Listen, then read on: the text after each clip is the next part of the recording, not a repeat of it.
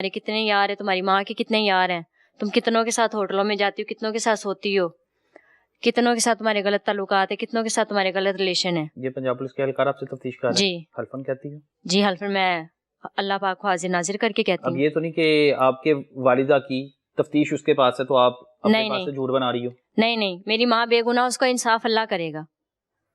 मेरी अम्मी बेगुनाह है, उसका इंसाफ अल्लाह करेगा। मैं आपकी किसी वालिदा ने तो बड़े लोगों की जिंदगी भी बर्बाद की हुई है, आपको पता होना चाहिए इस चीज का भी। मानती हूँ इंसान गलतियां करता है, लेकिन वो उनका माजी था, उन्होंने पहले गलत किया, लेकिन अब मेरी माँ ने गलत नहीं किया। उन्होंने उसको कुछ भी नहीं कहा, ना ही मेरी अम्मी ने उनको मारा। अच्छा, फिर आपके साथ क्या हुआ वहाँ पे? उसके बाद उसने मुझे इस तरह की बातें करना शुरू कर दी। मैंने कहा मेरी पर्सनल लाइफ है, कहते लोग हमारे हमारे सामने पर्सनल लाइफ हर चीज खोल के रखनी पड़ती है। फिर उसके बाद उन्होंने मतलब के भेज दिया सेपरेट रूम में, फिर इसको बुला के इसके साथ इसको मतलब कि गालियां वगैरह निकाली। भाभी मेरी 2 महीने की हामला थी, जिसकी वजह से वो तफ्तीश के दौरान उसका हमल भी ज़ाया हो गया।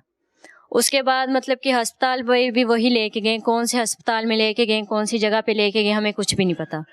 कोई भी होता है ना पर्ची या कोई भी मेडिकल वगैरह रिपोर्ट कुछ भी नहीं लेके आए, हमें ये भी नहीं पता कौन से अस्पताल में लेके गए वो। उसके बाद भी तकरीबन हमें 10 दिन वहीं, मुझे 10 दिन वहाँ पे मुझे रखा है, 11 दिन भाभी को रखा है, क्योंकि मैं 1 दिन बाद गई थी। जब मतलब कि इन कम फिर मुझे कहते कि तुम भी अपनी माँ के खिलाफ बयान दो कि भाई उसने मारा है।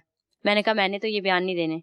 कहता फिर अगर तुम ये बयान नहीं दोगे तो मैं तुम्हारी माँ पे वो जो पहले पाउडर के पर्चे उनमें और पर्चे डाल के तो मैं तुम्हारी माँ को दूसरे चक्कर में जेल भिजवा दूंगा, उसको इश्तारी करवा दूंगा, तो उसको गोली का ऑर्डर करवा दूंगा, वैसे ही वो लोग उसको मार देंगे जो भी उसको देखेगा। ये सब कुछ आबद नहीं कहा? जी, आबिद ने कहा। मैंने ये भी बात, मैंने कहा मेरी माँ ने उसको नहीं मारा तो मैं क्यों बयान दूँ ये। तो उसके बाद फिर इसने जब ये भी देखा कि अब इस बात पे भी नहीं आई, फिर इसने दूसरी तरह टॉर्चर करना शुरू कर दिया। कहता कि मैं तुम्हारी शलवार में चूहे छोड़ दूंगा, ये कर दूंगा, वो कर दूंगा।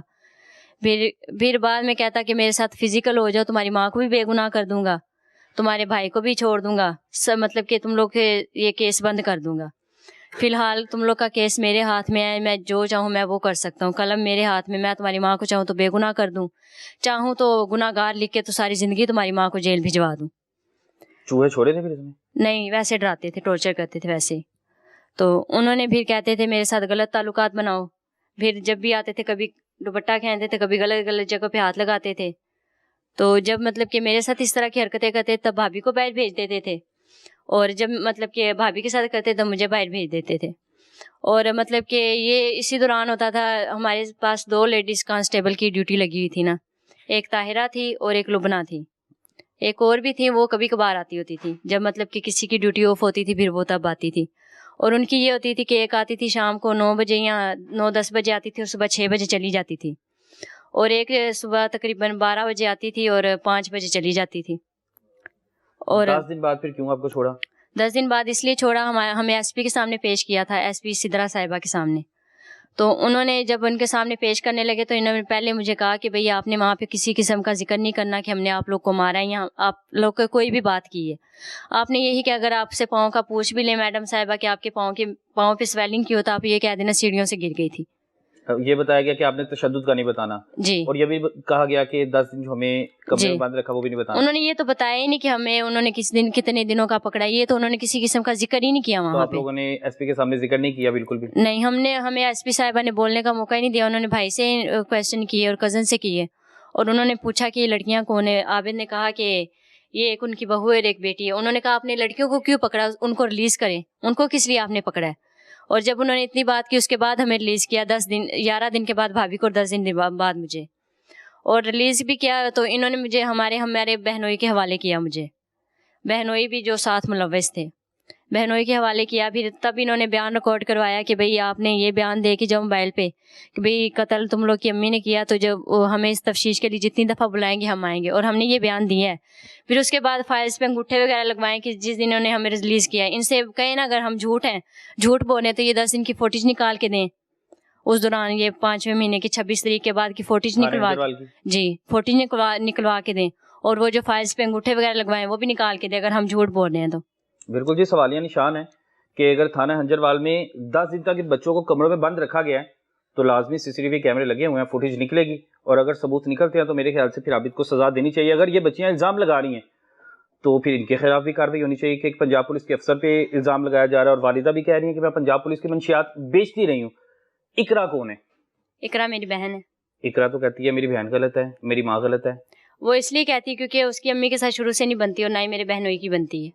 एक बेटी कैसे कह सकती है मेरी माँ गलत है? बेटी तो कह रही है कि मेरी माँ मंशियात फरोश है, मेरी माँ अब भी बेचती है। अभी नहीं बेचती। आपकी बेटी तो आप पे इल्जाम लगा रही है।